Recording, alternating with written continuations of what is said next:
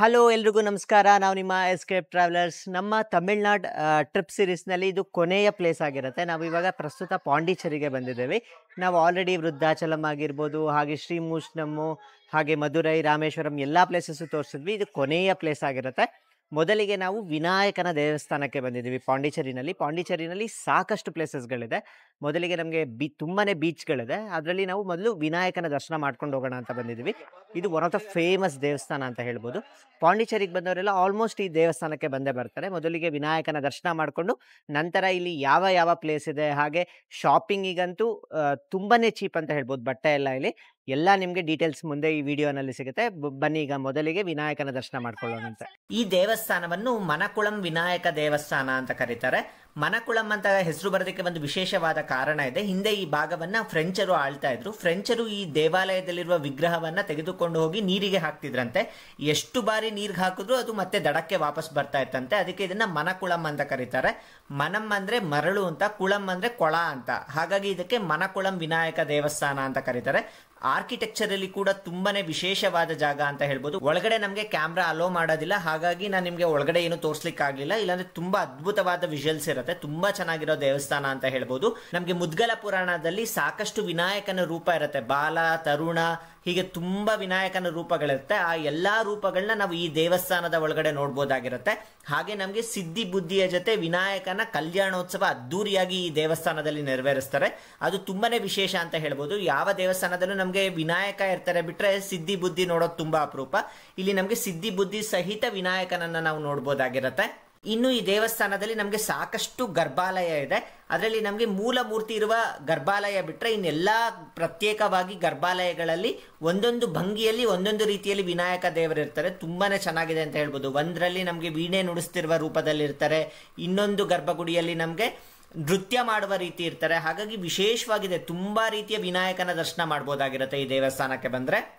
ಈಗ ನಾವು ಗಣಪತಿಯ ದರ್ಶನ ಮಾಡ್ಕೊಂಡ್ವಿ. ದೇವಸ್ಥಾನ ಮಾತ್ರ ತುಂಬಾನೇ ಅದ್ಭುತವಾಗಿದೆ. ನಿಮ್ಗೆ ಗಣಪತಿದು ಪ್ರತಿಯೊಂದು ಡೀಟೇಲಿಂಗು, ಸ್ಟೋರಿ ಎಲ್ಲಾನು ನಿಮ್ಗೆ ಅಲ್ಲಿ ಸಿಗುತ್ತೆ. ಈ ದೇವಸ್ಥಾನದಲ್ಲಿ ದರ್ಶನ ಮಾಡ್ಕೊಂಡು ನಾವು ಚೂರ್ ಮುಂದಕ್ಕೆ ಬಂದ್ರೆ ನಮ್ಗೆ ಇದನ್ನ ವೈಟ್ ಟೌನ್ ಅಂತ ಕರೀತಾರೆ. ಇಲ್ಲಿ ಫ್ರೆಂಚ್ ಕಾಲೋನಿ ಅಂತ ತುಂಬಾನೇ ಫೇಮಸ್. ಸಾಕಷ್ಟು ಜನ ಪಾಂಡಿಚೇರಿಗೆ ಬಂದವರು ಈ ಒಂದು ಸ್ಟ್ರೀಟ್ಸ್ ಅಲ್ಲಿ ಫೋಟೋನ ತೆಗೆದುಕೊಳ್ತಾರೆ. ಇನ್ನ ನಮ್ಗೆ ಫಾರಿನ್ ಹೋಗೋದಿಕ್ಕಾಗೋದಿಲ್ಲ. ಆ ವೈಬ್ಸ್ ನಮ್ಗೆ ಬೇಕು ಅಂದ್ರೆ ನಮ್ಗೆ ಇಂಡಿಯಾನಲ್ಲೇ ಆ ಫಾರಿನ್ ವೈಬ್ಸ್ ಸಿಗುತ್ತೆ. ಈಗ ಫ್ರಾನ್ಸ್ ವೈಬ್ಸ್ ಆಗಿರ್ಬೋದು, ಫ್ರೆಂಚ್ ವೈಬ್ಸ್ ನಿಮ್ಗೆ ಇಡೀ ಪಾಂಡಿ ಸ್ಟ್ರೀಟ್ ಅಲ್ಲಿ ನಿಮ್ಗೆ ಎಲ್ಲಿ ನೋಡಿದ್ರು ಕಾಣಿಸುತ್ತೆ.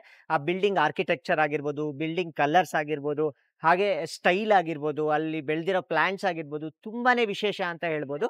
ಆಲ್ಮೋಸ್ಟ್ ನೀವು ಫ್ರೆಂಚ್ ಕಾಲೋನಿ ಅಂತ ಕರೀತಾರೆ ಇದನ್ನ. ನಿಮ್ಗೆ ಫ್ರಾನ್ಸ್ ಅಲ್ಲಿ ಹೇಗಿರುತ್ತೋ ಬಿಲ್ಡಿಂಗ್ಸ್ ಅದೇ ರೀತಿನಲ್ಲಿರುತ್ತೆ. ತುಂಬಾ ಚೆನ್ನಾಗಿರುತ್ತೆ. ಬನ್ನಿ ಒಂದೊಂದು ಬಿಲ್ಡಿಂಗ್ಸು ನಿಮ್ಗೆ ತೋರಿಸ್ತೇನೆ.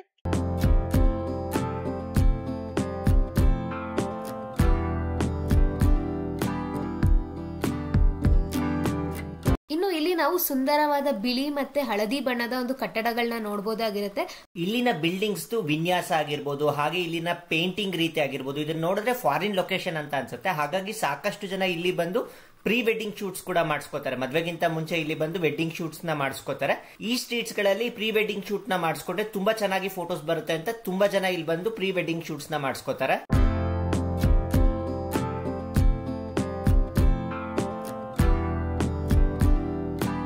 ಹಾಗೆ ಪಾಂಡಿಚೇರಿಯಲ್ಲಿ ಇನ್ನ ಒಂದು ಪ್ಲೇಸ್ ಇದೆ. ಇದೊಂದು ಆಧ್ಯಾತ್ಮಿಕ ಕೇಂದ್ರ. ಇದನ್ನ ಅರಬಿಂದೋ ಆಶ್ರಮ ಅಂತ ಕರೀತಾರೆ.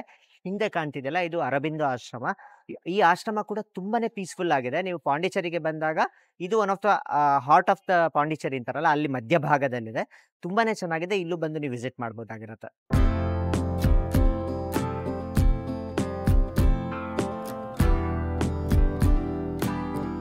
ಈ ಆಶ್ರಮದಲ್ಲಿ ಕ್ರಾಂತಿಕಾರಿ ತತ್ವಜ್ಞಾನಿಯಾದ ಶ್ರೀ ಅರಬಿಂದೋ ಅವರ ಸಮಾಧಿ ಇದೆ. ಅದರ ಜೊತೆಗೆ ದ ಮದರ್ ಅವರ ಸಮಾಧಿ ಕೂಡ ನೀವು ನೋಡ್ಬೋದಾಗಿರತ್ತೆ. ನಿಮ್ಗೆ ಗಣಪತಿ ದೇವಸ್ಥಾನದ ಪಕ್ಕದಲ್ಲೇ ಈ ತರ ಎಲ್ಲಾ ಶಾಪಿಂಗ್ ಅವೈಲೇಬಲ್ ಇರುತ್ತೆ. ಸರಗಳಾಗಿರ್ಬೋದು, ಹಾಗೆ ಶೆಲ್ಸ್ ಇಂದ ಮಾಡಿರೋ ಬ್ರೇಸ್ಲೆಟ್ಸ್ ಆಗಿರ್ಬೋದು, ಪ್ರತಿಯೊಂದು ನಿಮ್ಗೆ ದೇವಸ್ಥಾನದ ಪಕ್ಕದಲ್ಲೇ ಇರುತ್ತೆ. ರುದ್ರಾಕ್ಷ ಆಗಿರ್ಬೋದು, ಎಲ್ಲಾ ಶಾಪಿಂಗಿಗೆ ಇದು ಹಾಟ್ ಸ್ಪಾಟ್ ಅಂತ ಹೇಳ್ಬೋದು. ಎಲ್ಲಾ ತರದ ವಸ್ತುಗಳು ಕೂಡ ನಿಮ್ಗೆ ಇಲ್ಲಿ ಸಿಗತ್ತೆ. ನೋಡಿ, ಗಣಪತಿ ದೇವಸ್ಥಾನ ಕಾಣ್ತಾ ಇದೆ. ಗಣಪತಿ ದೇವಸ್ಥಾನದ ಪಕ್ಕದಲ್ಲೇ ಶಾಪಿಂಗ್ ಇರುತ್ತೆ. ಈಗ ನೆಕ್ಸ್ಟ್ ನಿಮ್ಗೆ ಚೀಪ್ ಆಗಿ ಬಟ್ಟೆ ಕೂಡ ಸಿಗುತ್ತೆ. ಅದು ವೆರೈಟಿ ಬಟ್ಟೆಗಳು.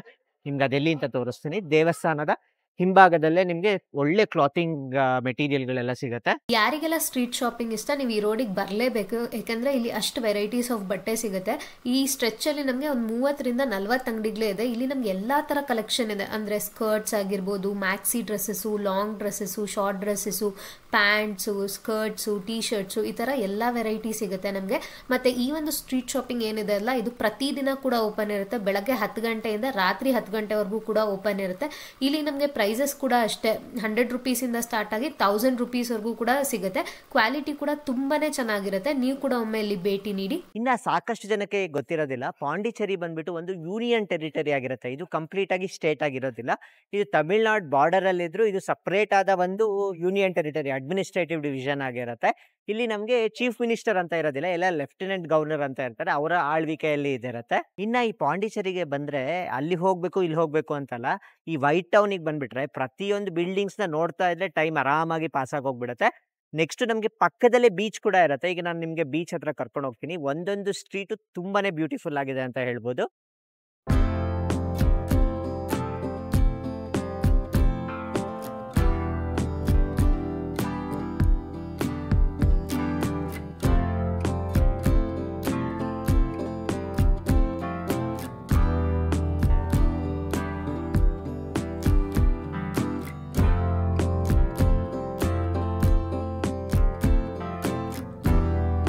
ಈಗ ನಾವು ಪ್ರಮೋನೇಟ್ ಬೀಚಿಗೆ ಹೋಗ್ತಾ ಇದೀವಿ.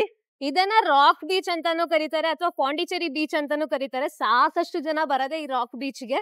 ಈ ಬೀಚ್ಗಳೆಲ್ಲ ನಮಗೆ ಸನ್ರೈಸ್ ಬೀಚಸ್ ಆಗಿರುತ್ತೆ, ತುಂಬಾನೇ ಹತ್ರ ಇರುತ್ತೆ. ಬನ್ನಿ ನೋಡೋಣ. ತುಂಬಾ ಹ್ಯಾಪನಿಂಗ್ ಪ್ಲೇಸ್ ಅಂತ ಹೇಳ್ತಾರೆ ಇದನ್ನ.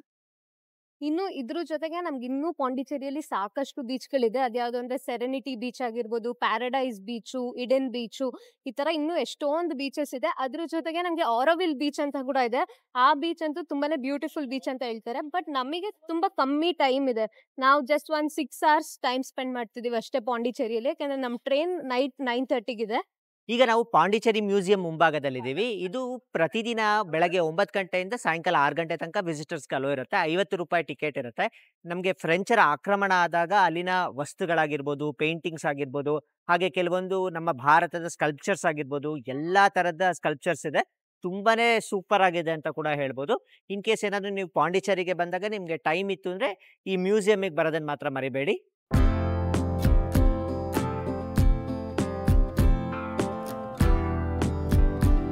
ಈ ಮ್ಯೂಸಿಯಂನ ಹೊರಗೆ ಸಾಕಷ್ಟು ಶಿಲ್ಪಗಳಿದೆ. ಈಗ ನಿಮ್ಗೆ ಕಾಣಿಸ್ತಿದ್ದಿಲ್ಲ, ಈ ಎಲ್ಲಾ ಶಿಲ್ಪಗಳು ನಾವು ಹೊರಗಡೆ ಯಾವುದೇ ಟಿಕೆಟ್ ಇಲ್ದಲೆ ಕೂಡ ಬಂದು ವೀಕ್ಷಣೆ ಮಾಡಬಹುದಾಗಿರುತ್ತೆ.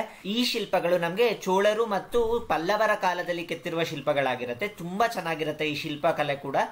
ಇನ್ನು ಈ ಮ್ಯೂಸಿಯಂ ಕೂಡ ನಮ್ಗೆ ವೈಟ್ ಟೌನ್ ಅಲ್ಲೇ ಇರುತ್ತೆ. ಮತ್ತೆ ಇದು ಸೋಮವಾರದ ಹೊತ್ತು ರಜಾ ಇರುತ್ತೆ. ಒಳಗಡೆ ನಮ್ಗೆ ಕ್ಯಾಮ್ರಾ ಅಲೋ ಇರೋದಿಲ್ಲ.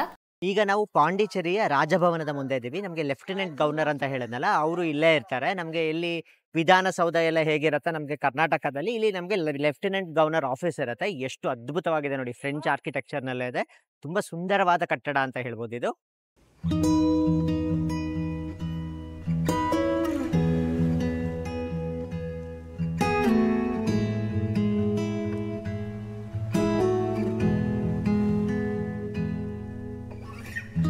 ಈಗ ನಾವು ಪಾಂಡಿಚೇರಿಯ ಮೋಸ್ಟ್ ಹ್ಯಾಪನಿಂಗ್ ಪ್ಲೇಸಿಗೆ ಬಂದಿದ್ದೀವಿ. ಇದನ್ನ ಬೀಚ್ ರೋಡ್ ಅಂತ ಕರೀತಾರೆ. ಇಲ್ಲಿ ವೈಬ್ಸ್ ಮಾತ್ರ ನೆಕ್ಸ್ಟ್ ಲೆವೆಲ್ ಅಂತ ಹೇಳ್ಬೋದು. ನೋಡಿ, ಕ್ಲಿಯರ್ ಸ್ಕೈ ಇದೆ, ಹಾಗೆ ಸಮುದ್ರ ಇದೆ, ಕ್ಲೀನ್ ರೋಡ್ಸ್ ಆಗಿರ್ಬೋದು. ಇದು one of the super location ಇನ್ ಪಾಂಡಿಚೇರಿ ಅಂತ ಹೇಳ್ಬೋದು. ಸಖತ್ತಾಗಿದೆ, ನೆಕ್ಸ್ಟ್ ಲೆವೆಲ್ ಎಕ್ಸ್ಪೀರಿಯನ್ಸ್ ಇಲ್ಲಿ. ಇನ್ನು ಈ ಪ್ರಮೋನೇಟ್ ಬೀಚ್ ಬಂದ್ಬಿಟ್ಟು ನಮ್ಗೆ 1.5 ಕಿಲೋಮೀಟರ್ ಉದ್ದದ ಬೀಚ್ ಆಗಿರುತ್ತೆ. ಮತ್ತೆ ಈ ರೋಡ್ ಇನ್ನೊಂದು ವಿಶೇಷತೆ ಏನಂದ್ರೆ, ಇಲ್ಲಿ ಸಂಜೆ 6 ಗಂಟೆ ಮೇಲೆ ನಮ್ಗೆ ಯಾವುದೇ ರೀತಿಯ ವೆಹಿಕಲ್ಸ್ ನ ಅಲೋ ಮಾಡೋದಿಲ್ಲ. ಕೇವಲ ಯಾರು ವಾಕ್ ಮಾಡ್ತಾರಲ್ಲ ಅವ್ರನ್ನ ಮಾತ್ರ ಅಲೋ ಮಾಡ್ತಾರೆ. ಮತ್ತೆ ಈ ರೋಡಿಗೆ ಬಂದ್ರೆ ನೀವು ಈಗ ನೋಡ್ತಿದ್ದೀರಾ ನೋಡಿ, ಇದು ಮಹಾತ್ಮ ಗಾಂಧಿ ಸ್ಟ್ಯಾಚು ನೋಡ್ಬೋದಾಗಿರುತ್ತೆ. ಅದೇ ರೀತಿ ಇನ್ನು ಸ್ವಲ್ಪ ಮುಂದೆ ಹೋದ್ರೆ ನಮ್ಗೆ ಫ್ರೆಂಚ್ ವಾರ್ ಮೆಮೋರಿಯಲ್ ಕೂಡ ಇದೆ. ಸೊ ಅದನ್ನು ಕೂಡ ನೀವು ನೋಡ್ಬೋದಾಗಿರುತ್ತೆ. ಇನ್ನು ನೀವು ಪಾಂಡಿಚೇರಿಗೆ ಬಂದಾಗ ನಿಮಗೆ ರೂಮ್ಸ್ ಬೇಕು ಅಂದ್ರೆ ನೀವು ಅಗೋಡಾ ಅಥವಾ ಮೇಕ್ ಮೈ ಟ್ರಿಪ್ ಈ ರೀತಿಯ ಪ್ರೈವೇಟ್ ವೆಬ್ಸೈಟ್ಸ್ ಅಲ್ಲಿ ರೂಮ್ಸ್ ನ ಬುಕ್ ಮಾಡ್ಕೋಬಹುದಾಗಿರುತ್ತೆ. ಇಲ್ಲಿ ನಮಗೆ 500 ರೂಪೀಸ್ ಇಂದ ಹಿಡಿದು 10,000 ರೂಪೀಸ್ ವರೆಗೂ ಕೂಡ ನಮಗೆ ರೂಮ್ ಸಿಗುತ್ತೆ.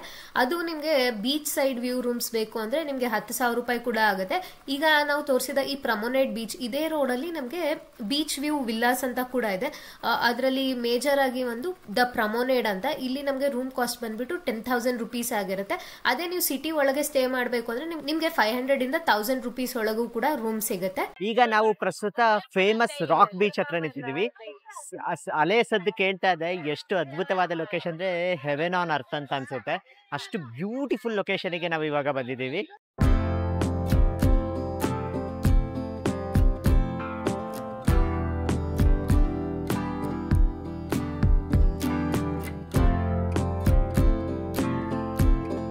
ಇನ್ನು ತುಂಬಾ ಜನ ಪಾಂಡಿಚೇರಿಗೆ ಬಂದಾಗ ಎಲ್ಲ ಪ್ಲೇಸಸ್ನು ವಿಸಿಟ್ ಮಾಡೋದಕ್ಕೆ ಏನ್ ಮಾಡ್ತಾರೆ ಅಂದ್ರೆ ಇಲ್ಲಿ ಸ್ಕೂಟಿ ರೆಂಟಲ್ ಸಿಗುತ್ತೆ. ಸೊ ಸ್ಕೂಟಿ ರೆಂಟಲ್ಸ್ ನ ತಗೊಂತಾರೆ. ಈ ಸ್ಕೂಟಿ ರೆಂಟಲ್ ಬಂದ್ಬಿಟ್ಟು ನಮಗೆ ಪರ್ ಡೇಗೆ ಮಿನಿಮಮ್ 500 ರುಪೀಸ್ ಇಂದ ಸ್ಟಾರ್ಟ್ ಆಗುತ್ತೆ. ಮ್ಯಾಕ್ಸಿಮಮ್ ನಮಗೆ 1000 ರುಪೀಸ್ ವರೆಗೂ ಕೂಡ ಸ್ಕೂಟಿ ರೆಂಟಲ್ ಸಿಗುತ್ತೆ. ಅದು ನೀವು ಯಾವ ಸ್ಕೂಟಿ ತಗೊಂತೀರಾ ಅದ್ರ ಮೇಲೆ ಹೋಗುತ್ತೆ. ಈಗ ನೀವು ಸುಜುಕಿ ಆಕ್ಸಸ್ ತಗೊಂಡ್ರೆ ನಿಮ್ಗೆ 800 ರೂಪಾಯಿ ಆಗಿರುತ್ತೆ ಒಂದು ದಿನಕ್ಕೆ. ಅದೇ ರೀತಿ ನೀವೇನಾದ್ರೂ ವೆಸ್ಪಾ ತಗೊಂತಿದ್ದೀರಾ ಅಂದ್ರೆ 950 ರೂಪಾಯಿ ಆಗಿರುತ್ತೆ. ಈ ರೀತಿ ನೀವು ಯಾವ ಸ್ಕೂಟಿ ಸೆಲೆಕ್ಟ್ ಮಾಡ್ತೀರಾ ಅದ್ರ ಮೇಲೆ ನಿಮ್ಗೆ ಪರ್ ಡೇ ಚಾರ್ಜಸ್ ಹೋಗುತ್ತೆ. ಸೊ ಸ್ಕೂಟಿ ರೆಂಟ್ ಮಾಡ್ಕೊಂಡು ಕೂಡ ನೀವು ಎಲ್ಲಾ ಪ್ಲೇಸಸ್ ವಿಸಿಟ್ ಮಾಡಬಹುದಾಗಿರುತ್ತೆ. ಯಾಕಂದ್ರೆ ಎಲ್ಲ ನಮ್ಗೆ ತುಂಬಾ ಹತ್ತತ್ರನೇ ಇರುತ್ತೆ. ನಮ್ಗೆ ಆರೋವಿಲ್ ಮಾತ್ರ ಸ್ವಲ್ಪ ಸಿಟಿಯಿಂದ ದೂರ ಇರುತ್ತೆ. ಅಂದ್ರೆ ಪಾಂಡಿಚೇರಿಯಿಂದ ಅದು 15 ಕಿಲೋಮೀಟರ್ ದೂರದಲ್ಲಿ ಇರುತ್ತೆ. ಆಲ್ಮೋಸ್ಟ್ ಅರ್ಧ ಗಂಟೆ ಆಯ್ತು ಬಂದು. ಇನ್ನ ಹೊರಗಡೆ ಹೋಗಕ್ಕೆ ಮನ್ಸು ಬರ್ತಿಲ್ಲ. ನೋಡಿ ಆಕಾಶ, ಕಲರ್ಸ್ ಆಗಿರ್ಬೋದು, ಈ ಬೀಚ್ ಆಗಿರ್ಬೋದು, ಒಳ್ಳೆ ಹಾಲಿನ ನೊರೆ ತರ ಕಾಣಿಸ್ತಾ ಇದೆ. ತುಂಬಾ ಅಂದ್ರೆ ತುಂಬಾ ಅದ್ಭುತವಾಗಿದೆ. ನಾನ್ ಪಾಂಡಿಚೇರಿ ಬೀಚ್ ಅಂದ್ರೆ ಹೇಗಿರುತ್ತೋ ಅಂತ ಒಂದು ಮನಸ್ಸಿನಲ್ಲಿತ್ತು. ಬಟ್ ತುಂಬಾನೇ ಅಮೇಝಿಂಗ್ ಸ್ಪಾಟ್ ಅಂತ ಹೇಳ್ಬೋದು ಇದು.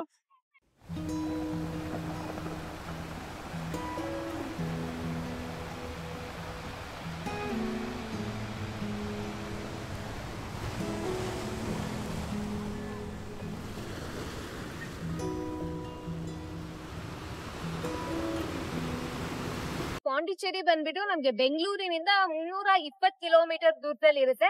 ಇಲ್ಲಿಗೆ ಬರ್ಲಿಕ್ಕೆ ನಿಮ್ಗೆ 6 ಅವರ್ಸ್ ಜರ್ನಿ ಆಗುತ್ತೆ. ಇಲ್ಲಿಗೆ ಬರ್ಲಿಕ್ಕೆ ನಿಮ್ಗೆ ಟ್ರೈನ್ಸ್ ಅವೈಲೇಬಲ್ ಇದೆ, ಮತ್ತೆ ಬಸ್ಸಸ್ ಕೂಡ ಇದೆ. ನಮ್ಗೆ ಟ್ರೈನ್ಸ್ ನೋಡಕ್ ಹೋದ್ರೆ ನಮ್ಗೆ 2 ಟ್ರೈನ್ ಇದೆ. ಎರಡನ್ನು ಪುದುಚೇರಿ ಎಕ್ಸ್ಪ್ರೆಸ್ ಅಂತಾನೆ. ಒಂದು ಫ್ರೈಡೇಸ್ ಹೊರಡುತ್ತೆ, ಇನ್ನೊಂದು ಮಂಡೇ, ಟ್ಯೂಸ್ಡೇ ಮತ್ತೆ ಸ್ಯಾಟರ್ಡೇ ಹೊರಡುತ್ತೆ. ಈ ಟ್ರೈನ್ಸ್ ಅಲ್ಲಿ ನೀವು ಸೀಟ್ಸ್ ನ ಬುಕ್ ಮಾಡ್ಕೊಂಡ್ರೆ ನಾರ್ಮಲ್ ಸ್ಲೀಪರ್ ಕ್ಲಾಸ್ ಅಲ್ಲಿ ನಮ್ಗೆ ಟಿಕೆಟ್ ಪ್ರೈಸ್ ಬಂದ್ಬಿಟ್ಟು 280 ರೂಪಾಯಿ ಆಗಿರುತ್ತೆ. ಅದೇ ನೀವೇನಾದ್ರು 3 AC ಅಲ್ಲಿ ಮಾಡ್ಕೊಂಡ್ರೆ 780 ರೂಪಾಯಿ ಆಗಿರುತ್ತೆ. ಮತ್ತೆ 2 AC ಅಲ್ಲಿ ಸೀಟ್ಸ್ ನ ಬುಕ್ ಮಾಡ್ಕೊಂಡ್ರೆ ನಿಮ್ಗೆ 1030 ರುಪೀಸ್ ಆಗಿರುತ್ತೆ. ಇನ್ನು ನೀವು ಬರೀ 280 ರೂಪಾಯಿ ಕೊಟ್ರೆ ನೀವು ಇಲ್ಲಿ ಬಂದು ಇಷ್ಟು ಚೆನ್ನಾಗಿರೋ ಬೀಚ್ ಅಲ್ಲಿ ಎಂಜಾಯ್ ಮಾಡಬಹುದು. ಇಲ್ಲಿ ಸಾಕಷ್ಟು ಪ್ಲೇಸಸ್ ಇದೆ. ನೀವೇನ್ ಆಟೋ ಮತ್ತೆ ಬೈಕ್ ರೆಂಟಲ್ಸ್ ಮಾಡ್ಲೇಬೇಕು ಅಂತ ಏನಿಲ್ಲ. ನೀವು ಅರಲ್ಮಿಗೂ ನಾವ್ ಆಗ್ಲೇ ತೋರ್ಸಿದ್ವಲ್ಲ ಗಣಪತಿ ದೇವಸ್ಥಾನ, ನೀವು ಅಲ್ಲಿಗೆ ಬಂದ್ಬಿಟ್ರೆ ಅದ್ರ ಸುತ್ತಾನೆ ನಿಮ್ಗೆ ಮ್ಯೂಸಿಯಂ ಆಗಿರ್ಬೋದು, ಮತ್ತೆ ವೈಟ್ ಟೌನ್ ಆಗಿರ್ಬೋದು, ಅದ್ರ ಜೊತೆ ಪ್ರಮೋನೇಟ್ ಬೀಚ್ ಆಗಿರ್ಬೋದು, ಇದೆಲ್ಲ ಕೂಡ ತುಂಬಾನೇ ವಾಕಬಲ್ ಡಿಸ್ಟೆನ್ಸ್ ಅಲ್ಲಿ ಇರುತ್ತೆ. ಆರಾಮಾಗಿ ನೀವು 1 ಕಿಲೋಮೀಟರ್ ರೇಡಿಯಸ್ ಅಲ್ಲಿ ಈ ಎಲ್ಲಾ ಪ್ಲೇಸಸ್ ಕೂಡ ಎಕ್ಸ್ಪ್ಲೋರ್ ಮಾಡಬಹುದು. ಇನ್ನು ಈ ಬೀಚ್ ರೋಡ್ ಗೆ ಬಂದ್ರೆ ನಿಮ್ಗೆ ಸಾಕಷ್ಟು ಗೆಟೇಸ್ ಆಗಿರ್ಬೋದು, ವೆಜ್ ರೆಸ್ಟೋರೆಂಟ್ಸ್ ಪ್ರತಿಯೊಂದು ಕೂಡ ಇಲ್ಲೇ ಇದೆ. ಇನ್ನು ಇಲ್ಲಿ ನೀವು ಆರಾಮಾಗಿ 2 to 3 ಅವರ್ಸ್ ಸ್ಪೆಂಡ್ ಮಾಡಬಹುದಾಗಿರುತ್ತೆ. ಇನ್ನು ಈ ಪ್ಲೇಸಸ್ ಜೊತೆಗೆ ನಿಮ್ಗೆ ಬೇರೆ ಪ್ಲೇಸಸ್ ಎಕ್ಸ್ಪ್ಲೋರ್ ಮಾಡ್ಬೇಕು ಅನ್ಕೊಂಡಿದ್ರೆ ನಿಮ್ಗೆ ಸ್ವಲ್ಪ ಕಾಸ್ಟ್ ಆಗುತ್ತೆ. ಅದೇ ಔರೋವಿಲ್ ಆಗಿರ್ಬೋದು, ಅಲ್ಲಿ ನಿಮ್ಗೆ ಆಶ್ರಮ ಇದೆ, ನೀವು ಅದನ್ನು ಕೂಡ ವಿಸಿಟ್ ಮಾಡ್ಬೋದು. ಅದು ಕೂಡ ತುಂಬಾನೇ ಚೆನ್ನಾಗಿರುತ್ತೆ. ನಿಮ್ಗೆ ಪೀಸ್ಫುಲ್ ಲೊಕೇಶನ್ ಅಂತ ಹೇಳ್ಬೋದು. ಫಾರೆಸ್ಟ್ ಮಧ್ಯೆ ನೀವು ಸ್ವಲ್ಪ 1 2 to 3 ಕಿಲೋಮೀಟರ್ಸ್ ನೆಟ್ಕೊಂಡು ಹೋಗ್ಬೇಕಾಗಿರುತ್ತೆ. ಈ ಔರೋವಿಲ್ ಹೋಗ್ಬೇಕಂದ್ರೆ ನೀವು ಬೇಕಿದ್ರೆ ಪಾಂಡಿಚೇರಿಯಲ್ಲಿ ನಮ್ಗೆ ಬೈಕ್ ರೆಂಟಲ್ಸ್ ಅವೈಲೇಬಲ್ ಇರುತ್ತೆ, ನೀವು ಅದ್ರಲ್ಲಿ ಹೋಗ್ಬೋದು. ಇಲ್ಲ ಆಟೋಸ್ ಕೂಡ ಸಾಕಷ್ಟು ಇರುತ್ತೆ. ಆಟೋಸ್ ಕೂಡ ನೀವು ಮಾತಾಡ್ಕೋಬಹುದು 1 ಡೇ ರೆಂಟಲ್ ಪ್ರಕಾರ. ಇನ್ನು ಯಾರೆಲ್ಲ ಫ್ಲೈಟ್ ಎಕ್ಸ್ಪೀರಿಯನ್ಸ್ ಮಾಡಿರಲ್ಲ ಅವ್ರಿಗೆ ಬಜೆಟೆಡ್ ಅಲ್ಲಿ ಒಂದು ಫ್ಲೈಟ್ ಅಲ್ಲಿ ಜರ್ನಿ ಮಾಡ್ಬೇಕು ಅನ್ಕೊಂಡಿದ್ರೆ ನೀವು ಪಾಂಡಿಚೇರಿಗೆ ಬರ್ಬೋದು. ಬ್ಯಾಂಗ್ಳೂರಿಂದ ಪಾಂಡಿಚೇರಿಗೆ ನಮ್ಗೆ ಹೊಸ ಫ್ಲೈಟ್ ಅವೈಲೇಬಲ್ ಇದೆ, ನೀವು ಆ ಫ್ಲೈಟ್ ನ ಬುಕ್ ಮಾಡ್ಕೋಬಹುದು. ಇದರಲ್ಲಿ ಕಾಸ್ಟ್ ಅರೌಂಡ್ 2500 to 3000 ರುಪೀಸ್ ಬೀಳುತ್ತೆ ಅಷ್ಟೇನೆ ಇದಕ್ಕೆ. ಸೊ ನೀವು ಆರಾಮಾಗಿ ಫ್ಲೈಟ್ ಜರ್ನಿನ ಕೂಡ ಎಕ್ಸ್ಪೀರಿಯನ್ಸ್ ಮಾಡ್ಕೊಂಡು ನೀವು ಬ್ಯಾಂಗ್ಳೂರ್ ಪಾಂಡಿಚೇರಿ ಫ್ಲೈಟ್ ಅಲ್ಲಿ ಬರ್ಬೋದಾಗಿರುತ್ತೆ. ನೀವು 1 ಇಂದ 2 ಡೇಸ್ ಇಲ್ಲಿ ಸ್ಪೆಂಡ್ ಮಾಡಿದ್ರೆ ಎಲ್ಲಾ ಪ್ಲೇಸಸ್ ಕವರ್ ಮಾಡಿ ಎಂಜಾಯ್ ಮಾಡ್ಕೊಂಡು ಹೋಗ್ಬೋದಾಗಿರುತ್ತೆ. ಇನ್ನು ನಾವೀಗ ಸ್ವಲ್ಪ ಹೊತ್ತು ಇಲ್ಲೇ ಬೀಚ್ ಅಲ್ಲಿ ಟೈಮ್ ನ ಸ್ಪೆಂಡ್ ಮಾಡ್ಬಿಟ್ಟು ಅದಾದ್ಮೇಲೆ ನಾವು ಊಟ ಮಾಡ್ಕೊಂಡ್ಬಿಟ್ಟು ನಾವು ತುಮಕೂರು ಕಡೆಗೆ ನಮ್ಮ ಪ್ರಯಾಣ ಸ್ಟಾರ್ಟ್ ಮಾಡ್ತಿದೀವಿ. ನಾವು ಬುಕ್ ಮಾಡ್ಕೊಂಡಿರೋದು ಚಾಲುಕ್ಯ ಎಕ್ಸ್ಪ್ರೆಸ್ ಅಂತ. ಸೊ ಇದು 9:30 ನಾವು ಬೆಳಗ್ಗೆ 6 ಗಂಟೆಗೆ ತುಮಕೂರ್ನ ತಲುಪ್ತೀವಿ. ಇನ್ನು ನಮಗೆ ರಾಕ್ ಬೀಚ್ ಇಂದ ಪಾಂಡಿಚೇರಿ ರೈಲ್ವೆ ಸ್ಟೇಷನ್ ಕೇವಲ 1 ಕಿಲೋಮೀಟರ್ ದೂರ ಅಷ್ಟೇ. ಸೊ ನಾವು ಬೇಗನೆ ರೈಲ್ವೆ ಸ್ಟೇಷನ್ ರೀಚ್ ಆದ್ವಿ.